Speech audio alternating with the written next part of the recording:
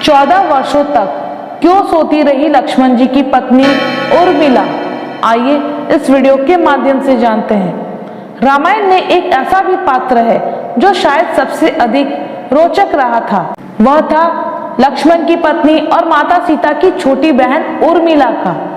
जब राम और सीता वन को जाने लगे तब लक्ष्मण के आग्रह पर उन्हें साथ जाने की आज्ञा हुई तो पत्नी उर्मिला ने भी उनके साथ जाने का प्रस्ताव रखा, परंतु लक्ष्मण ने उन्हें यह कहकर मना कर दिया कि अयोध्या में माताओं को उनकी आवश्यकता है।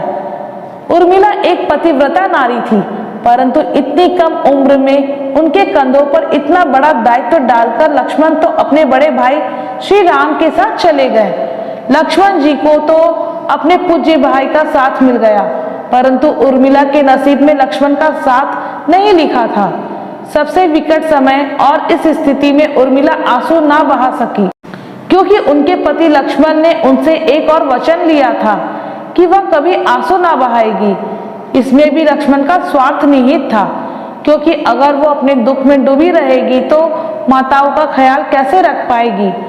ये कोई कल्पना भी नहीं कर सकता कि अपने पति को 14 वर्ष के लिए अपने से दूर जाने देना, उसकी विदाई पर आंसू भी ना बहाना किसी नवविवाहिता के लिए कितना कष्टदायक हो सकता है। कितना हृदय विदारक पल था वो जब महाराज दशरथ स्वर्ग सिधार गए थे। ऐसे समय में भी उर्मिला आंसू भी ना बहा सकी। उसे अपने पति के वचन का सम्मान रखना था।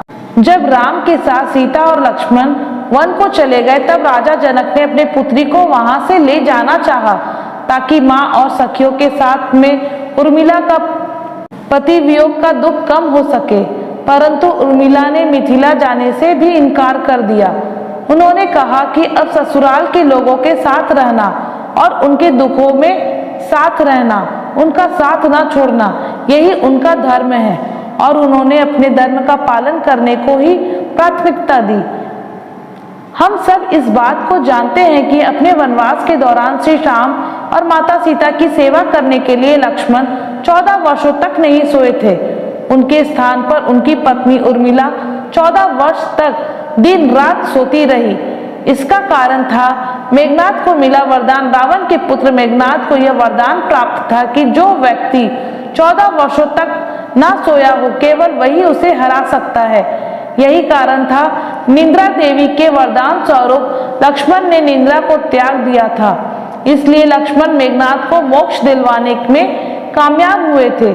रावण के अंत और 14 वर्षों के वनवास के पश्चात जब राम, सीता और लक्ष्मण वापस अयोध्या लौटे तब वहां श्री राम के राज तिलक के समय लक्ष्मण जोर जोर से हंसने लगे। सभी को यह बात बेहद आश्चर्यजनक लगी कि लक्ष्मण शायद किसी का मजाक उड़ा रहा है।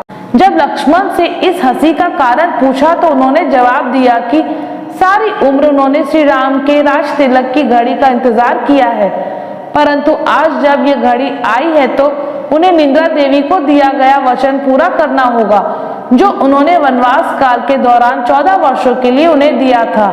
दरअसल निंद्रा देवी ने उनसे कहा था कि वे उन्हें 14 वर्षों के लिए उन्हें परेशान नहीं करेगी। उनकी पत्नी उर्मिला उनके स्थान पर सोएगी। निंद्रा देवी ने उनकी यह बात एक शर्त पर मानी थी कि जब वे अयोध्या लौटेंगे तभी उर्मिला की नींद टूट जाएगी और उन्हें सोना होगा। लक्ष्मण इसी बात पर हंस रहे थे।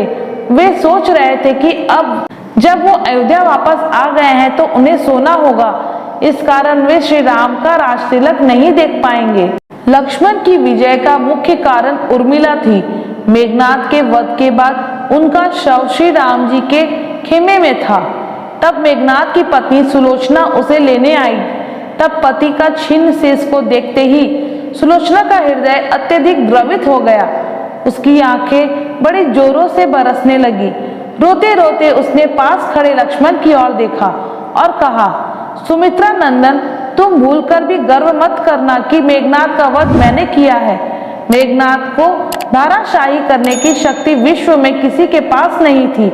यह तो 2 पतिव्रता नारियों का भाग्य था।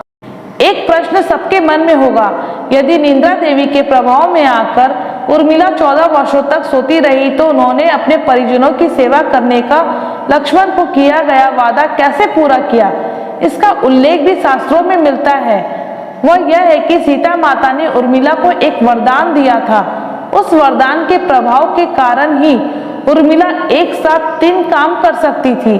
इसी से उर्मिला ने अपने परिवार के प्रति जो धर्म था उसे पूर्ण किया, साथ ही अपने इंद्र द्वारा लक्ष्मण के वरदान को भी प्रभावी बनाया, जिसके कारण लक्ष्मण मेघनाद का वध करने में सक्षम हो पाए। यदि आपको हमारी वीडियो अच्छी लगे तो इसे लाइक, शेयर एंड सब्सक्राइब जरूर करें। शिव की शक्ति एंड ब्लॉग। धन्यवाद।